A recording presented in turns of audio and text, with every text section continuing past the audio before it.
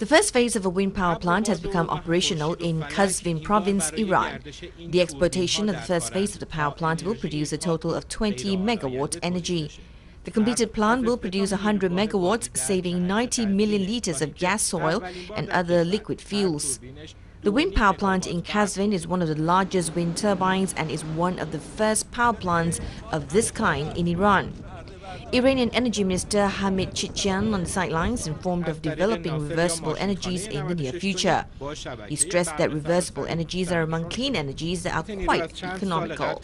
He added that the Energy Ministry should continue building huge power plants to stabilize power grid in the country, and there are good plans to construct steam units to that end. Raksha Bandhan is being celebrated across India with great festivity, honor and love. It symbolizes the unique relation of love and affection between brothers and sisters. Indian President Pranab Mukherjee, Vice President Muhammad Hamid Ansari and Prime Minister Narendra Modi have greeted the nation on the occasion. Raksha Bandhan said the festival that celebrates the bond between a brother and a sister is observed in the Hindu month of Shravana. A sister traditionally ties Rakhi or a sacred thread on the wrist of her brother and prays for his well-being.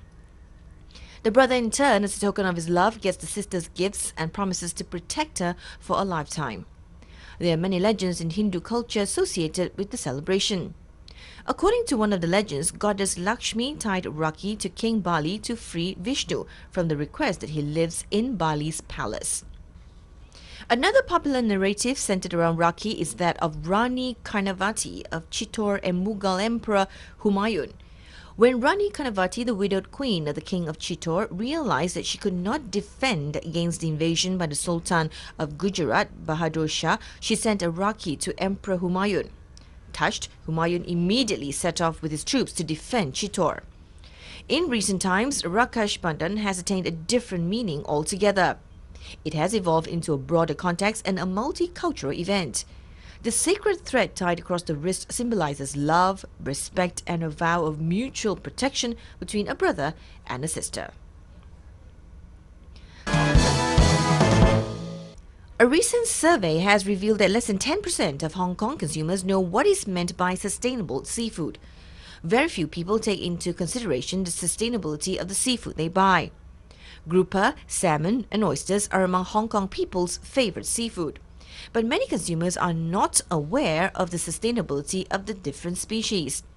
This man says he has never heard of sustainable seafood. Even though this man understands the concept, he just buys seafood at the market without checking the sustainability of the species. A recent survey covering more than 600 consumers has found that most of them only consider the price, taste, and seasonality of the seafood. Less than 10% of them would actually consider how the fish is caught, and only 12% would care about where it is from. Experts explain that whether it's considered sustainable seafood depends on its type, how, and where it is caught. It is sustainable if the long-term stability of the species is ensured and it will not affect the marine ecosystem. A project manager from the Ocean Park Conservation Foundation has urged people not to consume seafood caught by bottom trawling, which damages the seabed. The Worldwide Fund for Nature Hong Kong released a guide on what to eat and what to avoid. Bluefin tuna and shrimps are among the latter. In an era of ever-growing lifespan, people may one day be able to self-diagnose even serious illnesses like Alzheimer's disease or cancer. Here's a look at Korea's biotechnologies that make such a future possible. This 57-year-old office worker noticed recently that she has become very forgetful. She was afraid that she may have Alzheimer's disease, but since she did not know or show any specific symptoms, she hasn't gone to the hospital yet. But she's now at a clinic attached to a brain wave scanner. Even without a specialist, she undergoes a brain activity scan and Alzheimer's test. It took only 7 minutes to finish the test, thanks to the portable biosignal analyzer. Shin Im-seon is an office worker, and she says it is nice that she can get the test results right away and find symptoms that she did not know she had through the test. Also, only a drop of blood can tell whether you have cancer.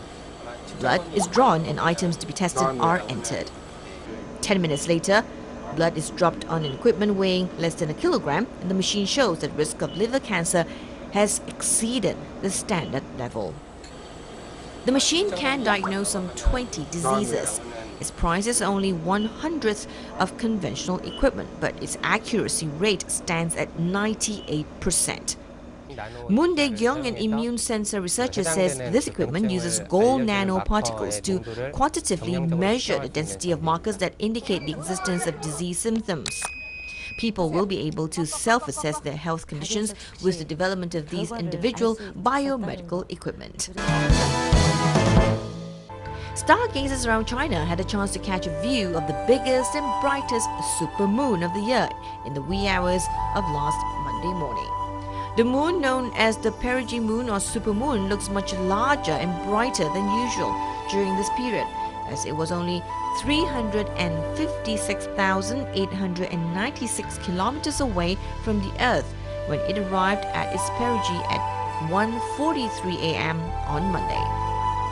The moon's distance from Earth varies between approximately 350,000 and 400,000 kilometers because of its oval orbit, meaning it appears to be various sizes when seen from our planet. The supermoon tends to bring high and low tides, but claims that it is linked to natural disasters like earthquakes or volcanic eruptions that have been denied by experts. Last year's supermoon appeared on June 23rd. The city of Luoyang in central China's Henan province is expanding and renovating a Thai Buddhist hall inside the White Horse Temple complex. The expansion project, which started in 2010, will enrich and highlight Thai Buddhist culture. All the decorative materials, including the gemstones for the golden canopy, were shipped in from Thailand, according to Manot Pakpumjit, one of the Thai craftsmen. The 25-year-old craftsman has been working on the project for 5 years despite more substantial pay working in his home country. He said he would come here even without money. It doesn't matter. Buddha is in his heart.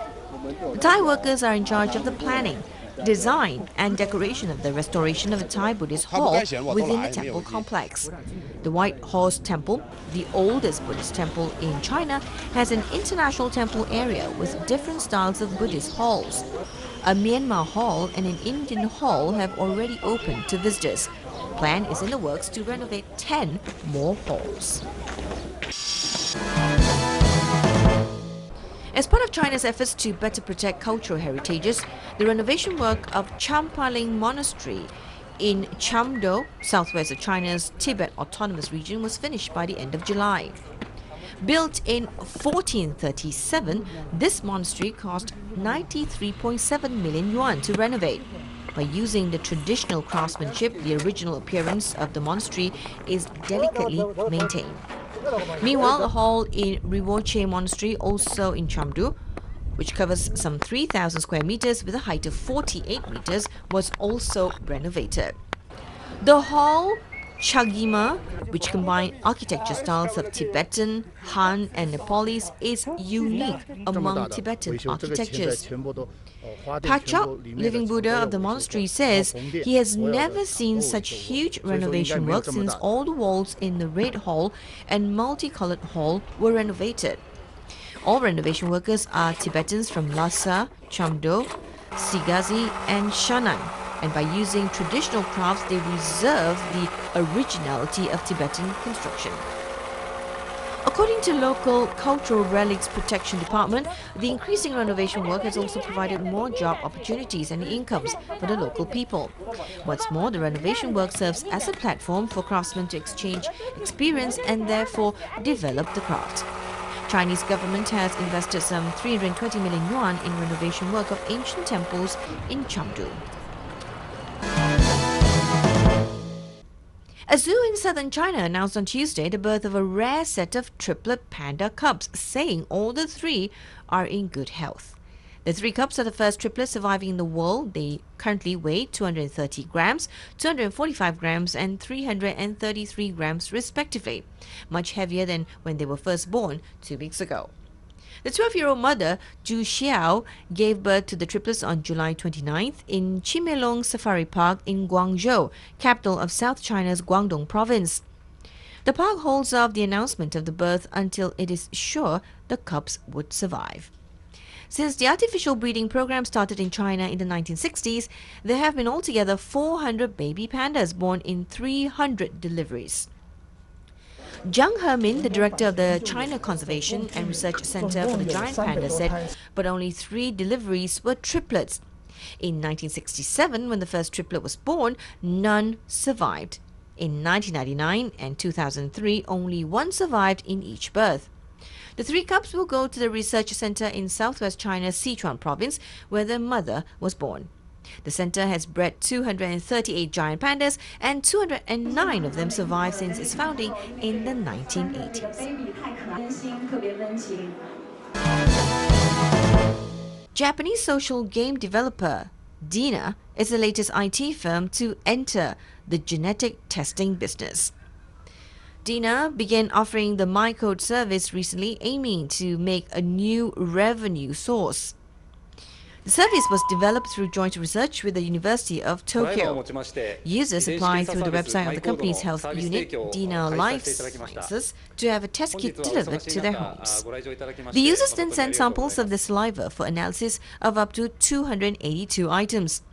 These include the likelihood of developing cancer or lifestyle-related illnesses such as diabetes, and whether the users are prone to weight gain. Around 700 companies are offering genetic testing services in Japan. Some are being criticized for lacking scientific validity. Dina Life Sciences President Masatoshi Fukasawa says the genetic testing business has huge potential, but users may have concerns and questions about the reliability of results.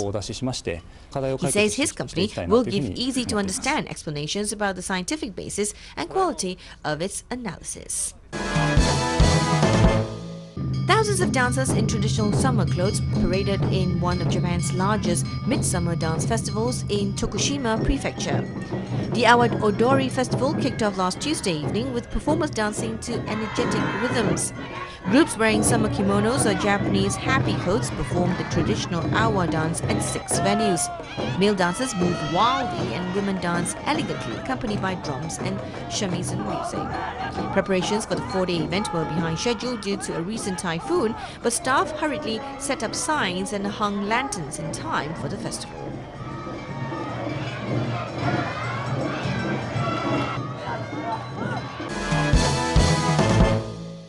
The first Randoli Perahara of the historic Sri Dalada Maligawa Esala Festival in Kandy paraded the streets recently. The final Kumbal Perahara was held and began at the auspicious time of 7:48 p.m. The Tusker Nadunga Muwe Raja carried the casket of relics leading to the Perahara. It was accompanied by Tusker's Miyan Raja and Sinya Raja. Indigenous people have offered bees honey to sacred tooth relics in Kandy, praying for success for Esala Perahara festival. This was an ancient custom continued since the reigns of local kings. A team of indigenous people headed by Veda chieftain Uru Warige Waniyala To offered bees honey to sacred tooth relic, praying for prosperity for the country.